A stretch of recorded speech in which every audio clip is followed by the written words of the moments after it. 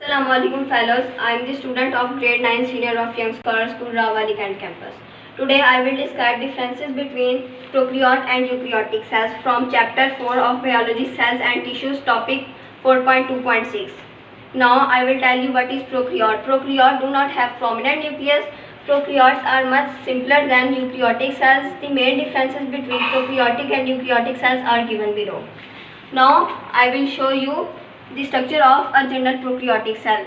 Ribosome is the part of this general prokaryotic cell. Ribosome of prokaryotic cell is much smaller than eukaryotic cell. This is the cell wall, which is also known as outer membrane.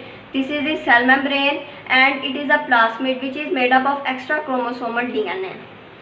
And it is a chromosome which is composed of DNA, and it is a flagellum. Now I will describe the main differences between eukaryotic and prokaryotic cell. The first main difference between eukaryotic and prokaryotic cell is nucleus. Eukaryotic cells have a prominent nucleus. Prokaryotes do not have a prominent nucleus. And the second one is other organelles. Eukaryotic cells have membrane-bounded organelles like mitochondria, while such membrane-bounded organelles are not present in prokaryotic cells. The third one is size. Eukaryotic cells are on average 10 times larger than prokaryotes, but prokaryotes 10 times smaller than eukaryotes. And the fourth one and the last one is cell wall. The cell wall of eukaryote is made up of cellulose, which is a glucose which forms cell wall in plant cell.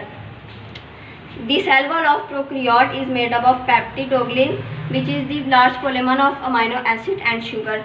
Okay fellows, I hope this video will help you to know clearly about differences between prokaryote and eukaryotic cell. Best of luck and take care of yourself and your parents also. Assalamu alaikum.